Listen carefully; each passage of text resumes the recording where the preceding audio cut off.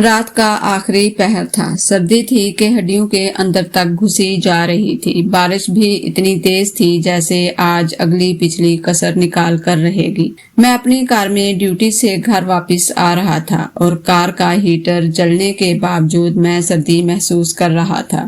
دل میں ایک ہی خواہش تھی کہ بس جلد از جلد گھر پہنچ کر بستر میں گھس کر سو جاؤں۔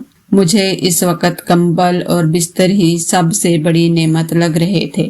سڑکیں بالکل سنسان تھی، حتیٰ کہ کوئی جانور بھی نظر نہیں آ رہا تھا۔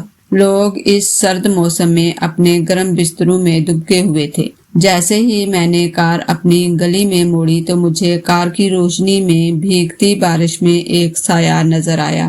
اس نے بارش سے بچنے کے لیے سر پر پلاسٹک کے تھیلے جیسا کچھ اوڑھا ہوا تھا اور گلی میں کھڑے پانی سے بچتا بچاتا آہستہ آہستہ چل رہا تھا۔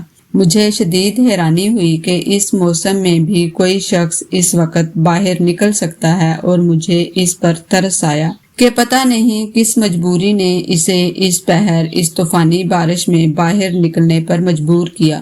میں نے گاڑی اس کے قریب جا کر روکی اور شیشہ نیچے کر کے اس سے پوچھا، بھائی صاحب آپ کہاں جا رہے ہیں؟ آئیے میں آپ کو چھوڑ دیتا ہوں۔ اس نے میری طرف دیکھ کر کہا، شکریہ بھائی، بس میں یہاں قریب ہی تو جا رہا ہوں، اس لیے پیدل ہی چلا جاؤں گا۔ میں نے تجسس بھرے لہجے میں پوچھا، اس وقت آپ کہاں جا رہے ہیں؟ اس نے بڑی متانت سے جواب دیا، مسجد میں۔ میں نے حیرانی سے پوچھا، اس وقت مسجد میں کیا کرنے جا رہے ہیں؟ اس نے کہا، میں اس مسجد کا مؤذن ہوں اور فجر کی اذان دینے کے لیے مسجد میں جا رہا ہوں۔ یہ کہہ کر وہ اپنے رستے پر چل پڑا اور مجھے ایک نئی سوچ میں گم کر گیا۔ کیا آج تک ہم نے کبھی سوچا ہے کہ سخت سردی کی رات میں طوفان ہو یا بارش، کون ہے جو اپنے وقت پر اللہ کے بلاوے کی صدا بلند کرتا ہے؟ کون ہے جو ہمیں بتاتا ہے کہ نماز نیند سے بہتر ہے؟ کون ہے جو یہ اعلان کرتا ہے کہ آؤ نماز کی طرف، آؤ کامیابی کی طرف؟ اور اسے اس کامیابی کا کتنا یقین ہے کہ اسے فرض کرنے سے نہ تو سردی روک سکتی ہے اور نہ بارش۔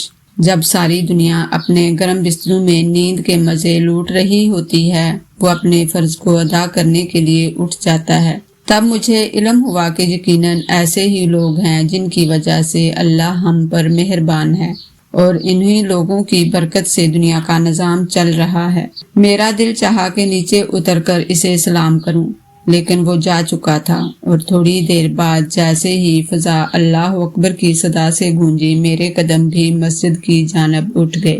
آج مجھے سردی میں مسجد کی طرف چلنا گرم بستر اور نیند سے بھی اچھا لگ رہا تھا۔ اللہ کریم ہمیں 5 وقت کی نماز پڑھنے کی ہمت، طاقت و استطاعت عطا فرمائے، آمین۔